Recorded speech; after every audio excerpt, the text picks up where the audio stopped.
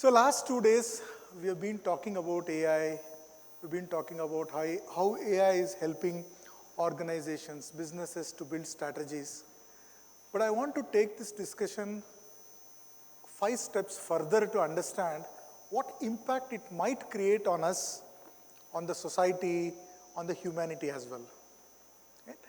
So let's see, my talk is heavily based on the lessons that I learned from this person. He's an amazing guy. Yuval is a professor in University of Jerusalem. He's a historian, but he can predict the future. And some of the ideas that, in fact, almost all the ideas here that I've got is from his talks and his books. So what is AI then? What is AI? In a broadest sense, it's nothing but the intelligence exhibited by machines which collect data, understand the patterns, and help us in aiding us in making some meaningful decisions. AI cannot live on its own. If you don't have data, then AI is nothing but a dummy machine. So it's all about data. Data is the new oil, and AI is the new operating system. Before we go, I want to tell you something, that this whole conference is happening because of this thumb. How many of you will believe if I make this statement? This is the thumb that is responsible for this whole conference. In fact, all of you, we have all evolved because of this thumb. If you look at the photograph what I've shown, the primates had the thumb parallel to the index finger. After you go home today, my request is tie the index finger for 30 minutes and see how life will be. It will be miserable. You can't lift anything, you can't hold anything, you can't do anything if the index finger is like this. The primates could not climb the trees. They were finding it extremely difficult. But then, this thumb did something which nobody had thought. That's why we call it as the opposable thumb. It opposed its position and it fell to the left. If I ask you another question, which is your longest finger, I know what will you show me. The longest finger is not that. This is the longest finger. This is the length of your thumb. This is the length of your middle finger. So thumb is the longest finger, not your middle finger. So what happened? Our forefathers, who were hunter-gatherers, wanted to hold weapons in their hand, but because of this thumb, it was not possible. But the thumb opposed, they were able to hold the weapons, they were able to kill, and in those days, they were like this. They were like this. After you kill an animal, they wanted to tell the tribe that I have killed it. So what did they do? They started to turn their back. And that is how we become Homo erectus. And they started to tell that I have killed this animal. That is how the communication started. And that's why I am standing here and talking to you. Hence, this thumb is responsible for this whole conference.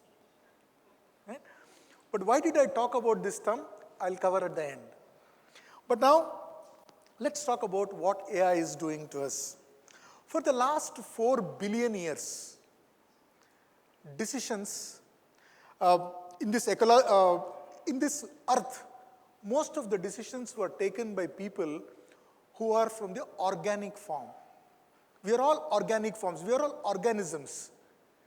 But for the first time in the history, we are seeing inorganic forms taking decisions. Right? The meaning of life was associated only to living organisms. But today, we see an extension of life to non-human organisms as well. Maybe it's in the form of bots, in the form of agents, or in the form of machines. When initially people conceptualized about AI, we had movies like Matrix. The best part of the movie Matrix is at the end of the movie I asked, is the movie done? What happened? What is the whole movie all about, I thought. I couldn't understand the head and tail of that movie. We saw Terminator 3, the Judgment Day, where there were some sort of machines which were behaving like humans.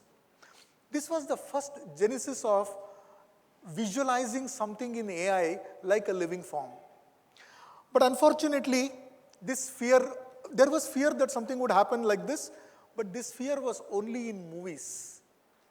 Especially in the field of academics, politics, and science, this was not taken seriously at all. This was not taken seriously. They never thought that something of this sort in AI would happen. But I think it is taking shape now. Right? So, if AI has to take over the world, it has to hit two important milestones. It has to hit two important milestones. And the first one is AI must become sentient. That means it should become conscious and it should understand the emotions of, like humans, it should understand the emotions. It should be able to tell you the difference between pain and suffering. Pain is something due to some chemicals in the body, some difference of chemicals. You see that pain, suffering is your own choice. Whether you want to suffer with the pain or you want to take a medicine and get rid of it is your own choice. But we know the difference between pain and suffering. Machines still do not understand. So it has to become sentient. The other important milestone it has to reach is it has to walk like us, talk like us, able to walk in the road, and it has to be able to walk in the road, especially in this main road at 6 o'clock in the evening where there is hundreds of vehicles coming on the road. It should be able to navigate the world. It should be able to climb the mountains. It should be able to understand the traffic, etc. I have a good news to share. Let me start with the good news. The good news is, as of April 2023, or even 2024 for that matter, in spite of all the hype of ChatGPT or Gemini, Perplexity, whatever the AI tools, there is not even one evidence of a car that is able to automatically drive itself in Bangalore conditions. It's not possible. Right? The date keeps on getting pushed forward and forward and forward and forward.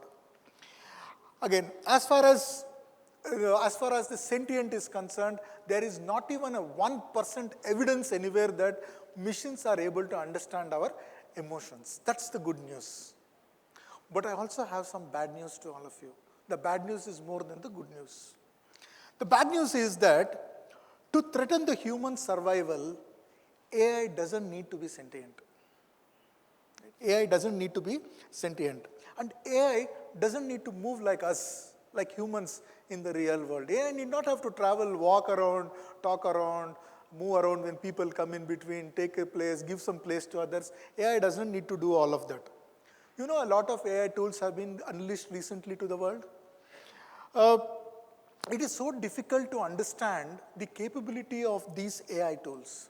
In fact, the people who are developing the tools themselves are so astonished with the way how these tools are working. And this is because these AI tools have these two behaviors in them. One is called the emergent ability, the other one is called the evolutionary quality. Right? What do you mean by machine learning? As you feed data, your predictions keeps on changing. Based on the data patterns, you will actually predict things much better. That's all about prediction. Right? What is about evolutionary behavior? Evolutionary behavior and emergent behaviors are that when AI came in, we saw some videos about Pizza Hut or Domino's Pizza automatically delivering a pizza in the US is what I saw for the first time. But today, if you see AI, it's being implemented across the domains. So it is evolved to a great extent.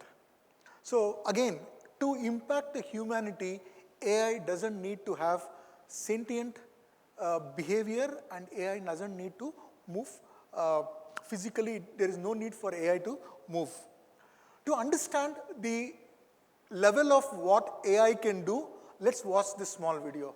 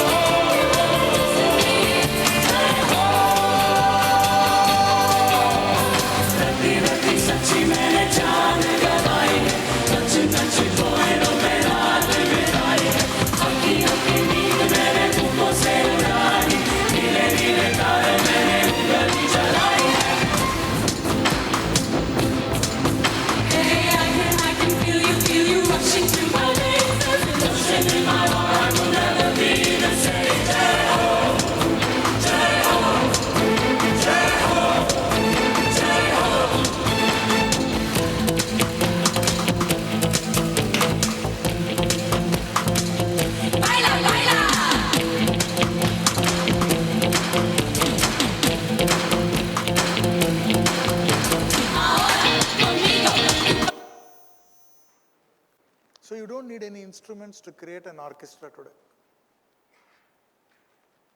So what's going to happen to all those artists who have spent their lives building these kind of, learning these instruments? So this is a demonstration of an orchestra that Rahman is giving in US, where absolutely there are no instruments. So what has AI done in this case then? What is happening? How are we moving to the world? Let's take these three examples. With ChatGPT, you can create text. You give a question, you give a prompt, and ChatGPT is going to give you an answer. So ChatGPT can generate text. We saw it can compose sound, because as some of you thought maybe I was just joking, that's why I played that video, to prove that it actually composes sound. And the third one is, if I give my photograph to certain AI tools and tell me how I looked like when I was young and tell me how I look probably when I die, it gives me a photograph, something like this. Which means it is able to create text, it is able to create sound, and it is able to create images, or you can call it as scriptures. Now what does it mean? If you combine all the three, what does it mean? Combining all the three, the most important capability that is happening is, it is touching something called the language. Now what is language? We talk in English, we talk in our mother tongue, but what is this language all about? This language is all about communication in those three forms, which either is in the form of text, either is in the form of sound, or in the form of images. The whole history and humanity has been built on these three pillars, and today AI can do all the three on its own. So what will happen? Do we all love our languages? Yeah? If somebody talks stupid about our language, we get pissed off, right? Whether we like that language or not. The moment somebody talks negative about my country or my language, I get pissed off. Why? Because I have developed a deep intimacy with my language, with my culture. I have developed a deep intimacy. Now, AI has the ability to write multiple languages, right? Multiple languages. The ability of AI to create this surpasses the average human ability. It is much, much, much more than the average human ability. And the most important aspect is, it is unlocking the doors of our institutions like schools, banks, temples, colleges, corporates. AI is hitting every of these institutions, it is hitting. And as I said, language is the one where we communicate. Language is the tool that we use to communicate, and today AI can create all of this without any human intervention. So it is, in other words, Yuval Noah Harari says, AI is hacking the operating system of human civilization. Our whole civilization is based on these aspects. We used language. Now we have used language to create what? We have used language to create mythology, law, the judiciary is written in certain language, gods, right? Gods, the holy scripts that we have written, books, money, art, friendship, and even science, fiction, and even countries have been based on languages. Today we are creating a new paradigm shift in the way how we visualize countries, we visualize stuff. So as you look at this, human rights is not a physical entity at all. It is we who created, right? There are two entities, one is called as Prakriti, the other one is called Samskriti. What is Prakriti? Prakriti is nature. What is the law of nature? The might is right. But we said, sorry, you cannot do that behavior in corporates. And we also said, we created certain laws, certain rules, and we said, we'll have to, the meek also needs, we said. And that's how we created, we were moving from Prakriti to Sanskriti. And that is an example of human rights. Is money a real entity? It is just a mere paper. The 500 rupee note, if I just cross India, is useless. It doesn't have any significant value. And today, with the UPI platform, we hardly carry money in our pocket, even if we travel across the country. Today, money is nothing but mere numbers on digital formats and some databases. Other than that, money is nothing. Next is a very, very sensitive topic that I'm going to talk. It's about God exists or not. While I believe that there is a concept of God, science says that unless you touch and feel, there is no God. So there is a debate that is happening for a few generations, and it will continue to happen for yet another. As long as humanity exists, this debate will happen. But has anyone seen God? Nobody has seen God. In a way, they say there are no gods as well. So what are we trying to do here? So they do not exist really, but how do we do all these things? Then how is this world running? This world runs on stories. We have built a lot of stories, and these are the stories that are building the world. So just imagine, what does it look like to live in a world where stories are created by non-living forms? A lot of mothers are now upset with their kids, saying that, and these are the kind of statements that some of you mothers are in the, I don't know about fathers, but mothers will definitely asking that, did you write your assignment copying from ChatGPT? I'll tell you, that is the most trivial thing to think at this point in time. This was an article published in Economic Times which said that China used AI to create havoc in the Indian elections. In the Lok Sabha elections that we had, China used AI. In the recent elections that US saw, do you think AI did not play a role there? AI played a significant role. We can't understand how AI is playing. But look, AI is changing the dynamics of geopolitics. Right? One Elon Musk and one Trump can create, we don't know, one more planet in the solar system. That's what people are telling. And anyway, they have a practice of traveling out of the Earth and coming back safely. So they may even create a new planet. So while we are really worried about such trivial things, just imagine nations might get destroyed. I don't know how many of you have seen the whole Bangladesh scoop. If possible, go and see. It's all because of a few small trivial things. A nation has come to its knees today. And AI has played a significant role in bringing down Bangladesh to what it is today. AI has played a role. So we are worried about what happens if AI cannot predict proper velocity in the team. Forget about velocity. Look at this. It is changing the definitions of nations here across the globe. Right? So this is scary, because an AI tool in my neighboring nations will define who should rule my country. It's very scary for me. Now let us understand about something on the kind of authority. Right? Let's take about 200 years back. Where was the authority in making decisions? Let's talk about 4 important topics: politics, economics, art, and education. Politics. A king did not have a legal heir. So what would the king do? The king would go and ask a holy man, or ask a messenger of God, or refer a holy book to decide what to do next. Economics. You should just do what is written in the book, is what sometimes we also do that in our transformations. We say start with what is written in the book. So economics is about customer. There is no customer. Whatever is written in the book should what the customer use. Let's talk about art. You have to do paintings and art as prescribed by the holy book. And what about education? You have to study the holy book. So who took decisions 200 years back? All decisions were outside the human arena. Right? The decision making was confined to the external knowledge outside humanity, used to take decisions, and we blindly followed it.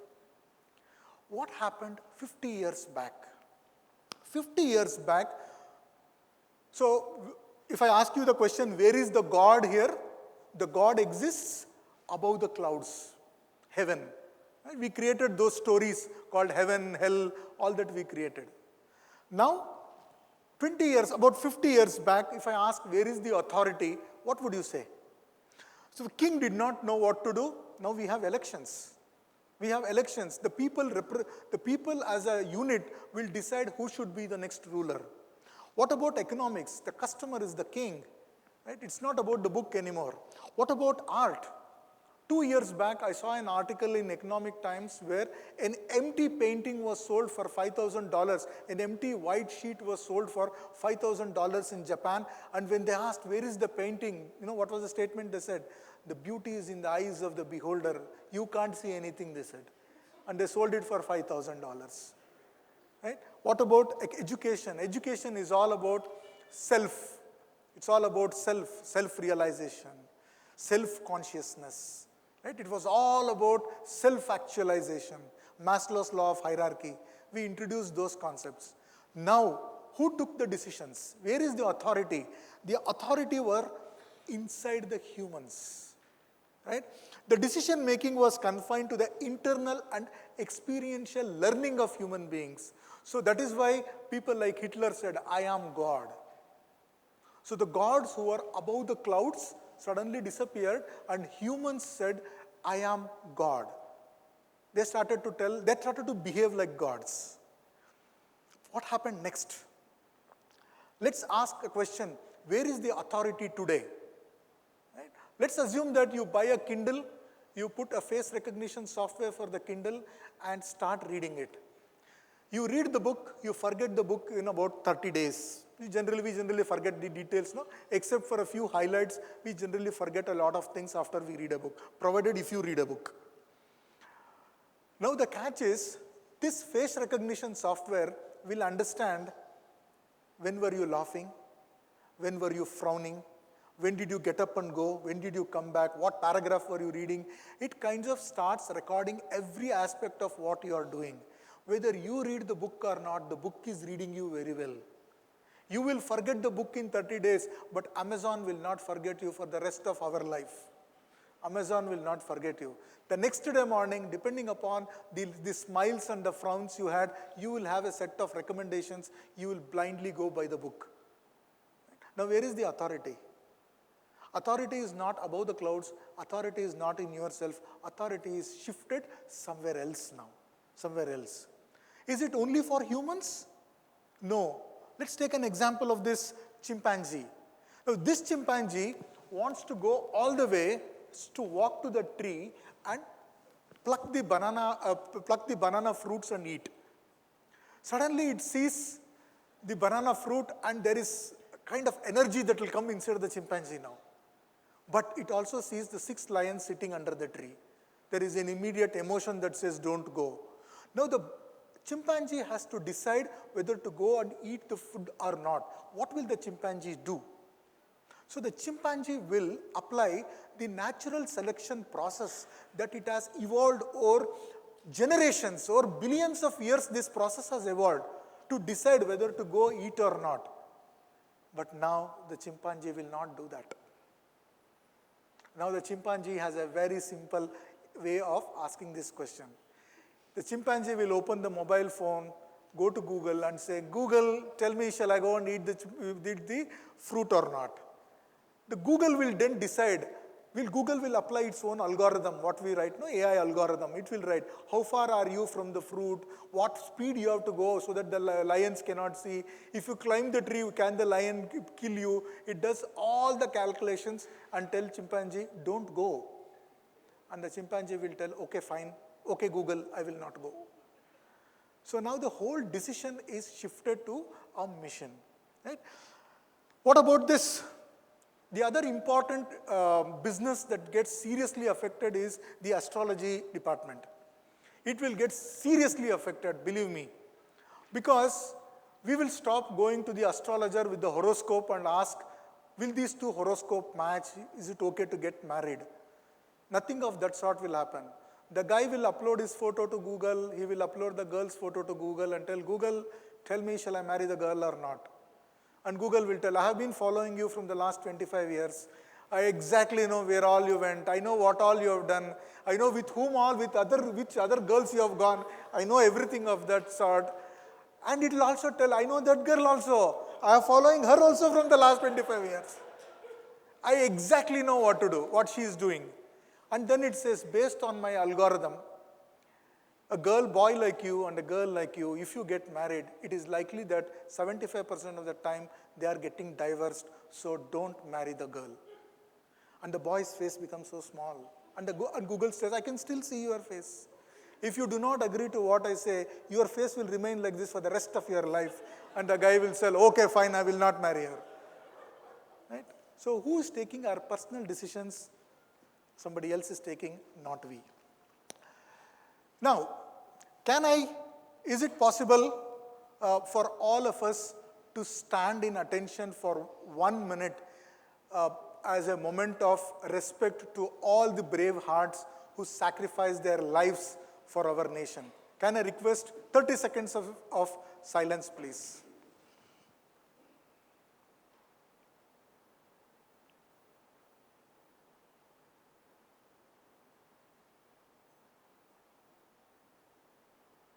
Thank you. Please sit down. What did I do now?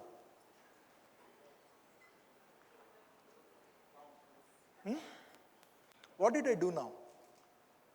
I got a few pictures here and told you a story that will touch your heart. You have not seen any of those brave hearts. These are incidents that have happened long time back. Pulwama attack happened long time back. But still, when I told you that story, all of you stood up. So who is controlling now? Who is controlling your behavior? It is not the mission. It is not AI that will control your behavior. Our behaviors are controlled by stories. I can go to the Narendra Modi Stadium in Ahmedabad and make about 10 lakh people stand in strict attention for 5 minutes by telling them a story in the form of national anthem. What is national anthem? National anthem is a story that is being told to us about our own country. We have been told whenever you hear the national anthem, you need to stand in attention. You need to respect. Right? It's just stories told by one human to the other human. And see how we believe in these stories and how we stand in strict attention. Can you make these 5 monkeys stand in firm attention for 5 seconds? You tell them any kind of story, they will not listen to you. In other words, it's only we humans who believe in stories. No other organism in the world believes in stories. So when you want to do mass mesmerization, stories are the most powerful way of getting people together and doing mass mesmerization. Right?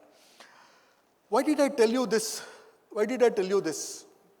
If I sing this song, Ek hasina thi, ek diwana tha, kya umar.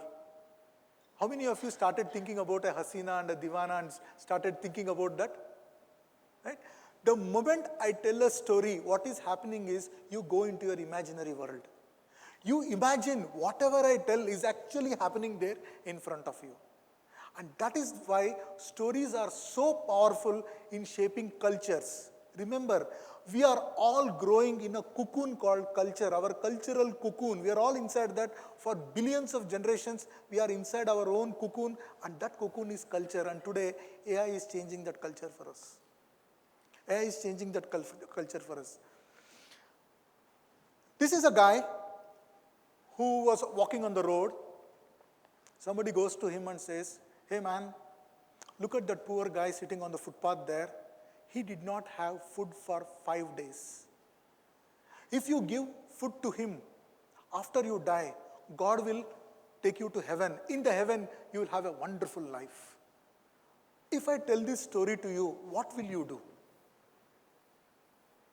What will you do? Have you seen heaven? Have you seen, forget it, have you seen so-called wonderful food? Your wonderful is different from my wonderful. Right? It's completely different. You have not seen anything. You don't know what is heaven, but you believe in a story that after we die, we go to heaven. And that story drives our whole behavior, and that is what we call as karma here. Right? You carry your karma for the rest of your life is what we tell. And these are kind of stories and narratives that have been told to us by billions of generations that have actually shaped our culture. Now I go to this chimpanzee and say, "Hey chimpanzee, look at that old poor guy. That guy did not have food for the last 15 days. Why don't you please give your banana to him? After you die, God will take you to the chimpanzee world where there are millions and millions of bananas. You can eat bananas for the rest of your life." What do you think the chimpanzee will do? It will just eat the fruit, throw the skin and walk away. So I again tell you that stories are only created to hit us, humans, not anything else. Nobody else will believe in stories. Angelina Jolie, one of the most, what do you say? I'm not finding the right word for it. She was the most famous Hollywood actress. She did something very crazy. She went to a medical test and a scan was done on her body, and it was told that there is a likelihood of 65% that you will have breast cancer. She got both her breasts removed because of that fear. And she wrote an article on all the major newspapers published it. 2 years later, she again went to another medical scan. And it was told that based on the data that we have received, there is a 70% chance that you might get a ovarian cancer. She got her ovaries removed. My only request to her is not to go to any further medical test. She has got everything removed now. It is better that she live with what she have.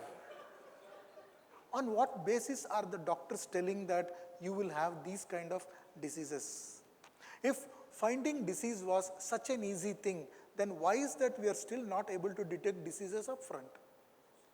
Are human systems so simple in design that you can predict linearly everything? It is quite impossible. But this lady, with so much of knowledge, still took those kind of decisions because a story was told to her that you will die. Right? The most scariest part that I have heard about this whole AI stuff is about a new religion. We always have our holy books, irrespective of the religion, whether it is Hinduism, Islam or Christianity.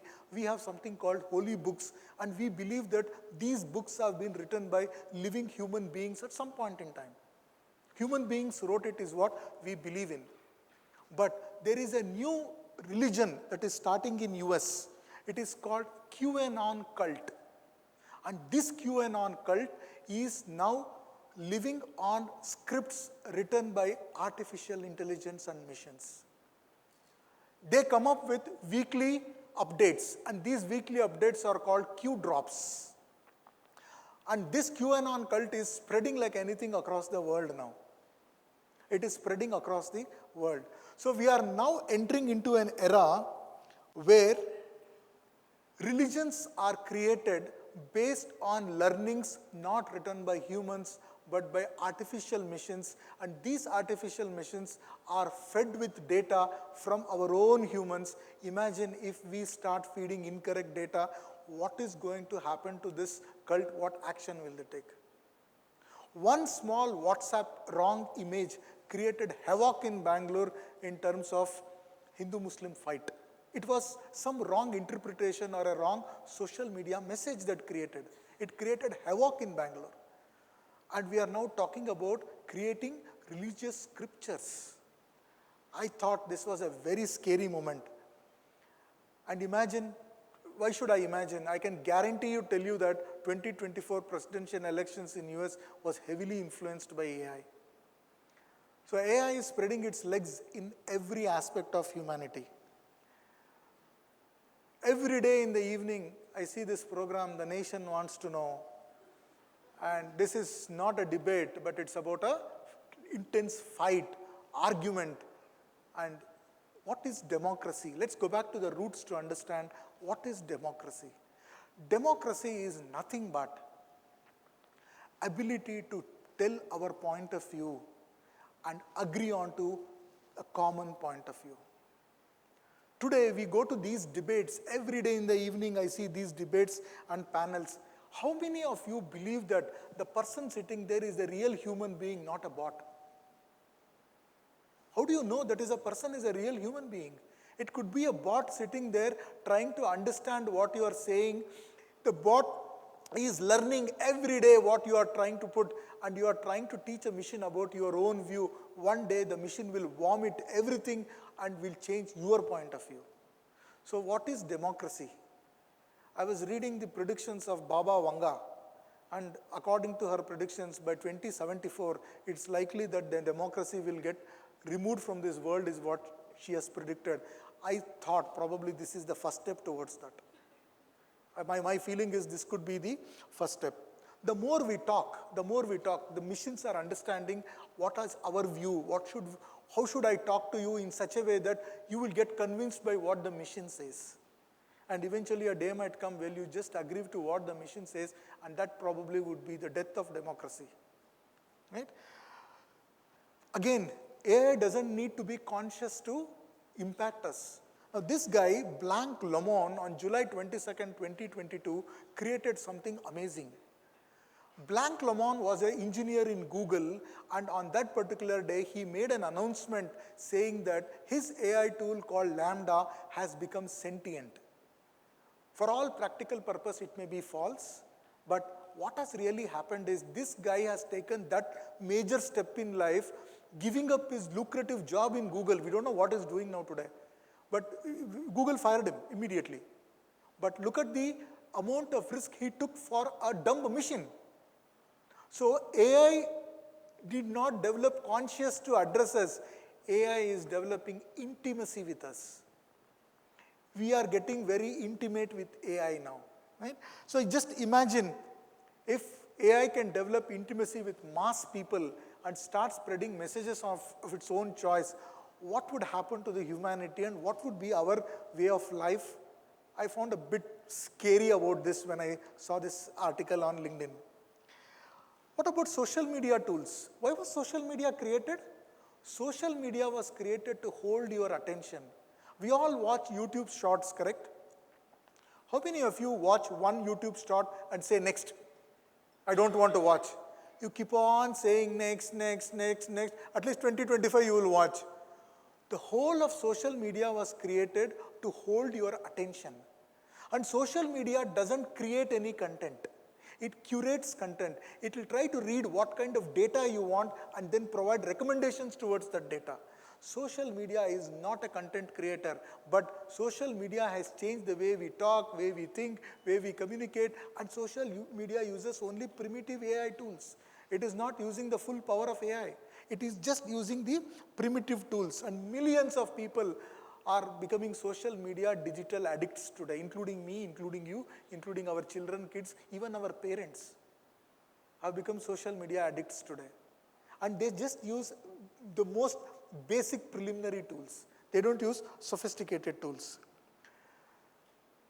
Is AI more empathetic than human beings? A survey was done in United States, and this is in Forbes article. They wanted to check, is doctors having more empathy or ChatGPT has more empathy? And as the data says, every doctor has only 17.5 minutes to talk to a patient and give a treatment to the patient because of the pressure that they have for number of patients. On measuring the ChatGPT versus doctor, they found that doctors have an empathy percentage of 5%, whereas ChatGPT has 9 times more than that, which is 45%, which means people love to take medicine from ChatGPT because they are very curated properly. It is not shouting at them. It is not showing any faces to them. It is meaningfully giving data to patients, and hence people prefer to talk to ChatGPT, not humans anymore. So it is believed that AI is more empathetic than human beings. Right? Coming back to atom bombs, we all know what happened to an atom bomb in 1945 when Hiroshima and Nagasaki were bombed. The humanity suffered like anything with atom bombs. A lot of organizations globally after the Second World War started to make sub-organizations and said that let's not use atom bomb for the wrong use. Let us use this atomic energy for the right use. Right? We all have signed certain pacts globally not to do atom bomb, except for our neighbor Pakistan, who keeps on telling that they are nuclear enabled, but I don't know whether they know how to trigger that bomb or not. Right? Today, we are in a world of AI. The biggest difference between AI and atom bomb is, and nukes cannot produce better nukes. AI can produce better AI through machine learning. If you do not want to use today's AI, tomorrow's AI is more sophisticated. ChatGPT 4.0 is coming shortly, and it is believed that it is 1 million times better than what is today's ChatGPT. So AI can produce better AI, nukes cannot produce better nukes. So what kind of disruptions and challenges are we going to see in the market next? We should stop worrying about our small-time competitors here. We are going to have competition between AI versus AI, and look at the AI war that will happen shortly, which has already started. Right? Gemini has started, ChatGPT, there is an intense competition between Gemini and ChatGPT, And people have, yesterday Gopal and I were talking and Gopal said, ChatGPT is better than Gemini. So already the competition has started. Now, do you think industries don't get affected out of this? Why the hell should I type a question to Google and then do a search when ChatGPT can directly give me the answer? Hey ChatGPT, I live in Bangalore, can you please give me the top 10 news in Bangalore? It will give me data. I don't have to go to the newspaper website, click link, read. Nothing is required. Right? Everything is readily available. It's like a ready-made option for me. Why should I really struggle about asking questions to somebody? ChatGPT can do it for me. So, are we coming to an end of an era of human dominance? We were dominating the world. Are we coming to an end of human dominance now? Right? Let's talk about regulations then. We saw when the medicine for COVID-19 had to be released, so many tests were done. So many tests. In the pharma industry, I'm sure he is here in pharma industry, we cannot do continuous deployment there. Not possible at all. So much of test needs to be done before we actually release a drug to the market. Just imagine what happened to the world when one virus leaked out of Wuhan lab in China. The world saw so many deaths by prematurely releasing a virus to the market. What about the food industry? The food industry also needs to do enormous amount of tests to release food in the market. Why is government not regulating the release of these AI tools? Every day in the market, thousands of tools are coming without any regulation. What will happen if we start using these tools and these tools give wrong messages to people? What would happen to humanity then? Right? So it's uncontrollably, the tools are coming, which means the democracy is going to die. We will see an authoritarian regime again. Again, let me come back to authority. Where is the God? That's the question that I wanted to ask. We know the gods are not in the clouds anymore. The gods are not below the clouds also now. Right? This is the full form of God, right? Generator, operator, and destroyer. These are the gods. So the gods are not in the cloud. The gods are not above the cloud. The gods are not below the cloud. Now the gods are in something called as the cloud. These are the gods, and we blindly listen to what they say. So we have moved to a new God. So shortly, in about a few generations from now, you will probably have some Google photos in your puja room. You will have some Amazon photos in your puja room, and you start praying to them to give you the right decisions, to show you the right path. And we also tried to find out some sort of a bhai. So in the underworld world, bhai means, you know what is it, na? So this is a image I created in ChatGPT. And this bhai is telling the AI, "Tu janta nahi main kaun hu?" So what is bhai? Bhai matlab bina human akal incomplete. This is what happens. It's bina human akal is incomplete. So as all of us have said, we blindly cannot go with AI-based decisions. Right? It does not want to move. Now, the question that I want to ask you now is back to the opposable thumb. This entire civilization was formed because we started to challenge the existence of a few things. Prakash Iyer said yesterday morning that the very challenge question we should ask is, why can't I drive a car without a driver? That should be the challenge. Innovations have happened in this world only because we have challenged the norm, we have gone against it, we have said, I will not agree to what you say, and this opposable thumb moved to the left, and we are today what we are only because of the nature of opposition that we had. Unfortunately, with AI, we will stop the challenge, we'll stop the idea of challenging the norm. If we go with AI's decision, then I don't know how we will evolve as a humanity. How are we going to evolve? I have no idea about it. So my question to all of you is, should we call AI as artificial intelligence? As all the speakers have been saying yesterday, should we call it as alternate intelligence? Should we use it as aligned intelligence, allied intelligence? or take a blind step and say, bye. What do we do? It's really, it's important for us to see how to use AI. It's not about decisions that the machines will take on behalf of us. It should be more of aiding the decisions what's taken. Right?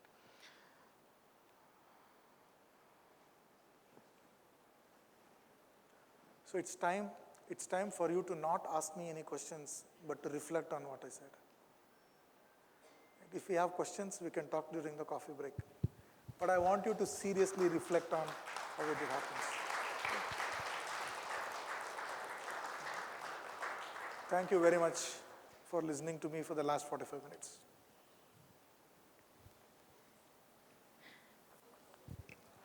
My humble request to all of you is that after this, we'll have a small break. After the break, we have a couple of interesting sessions. We're going to have one session from Shell. I can guarantee you that none of you had ever thought of using SAFe in that area, but they are doing it very safely. Wonderful session. And we have, where is Dvik? We've got one more wonderful speaker who has a very passionate about the topic that he wants to share.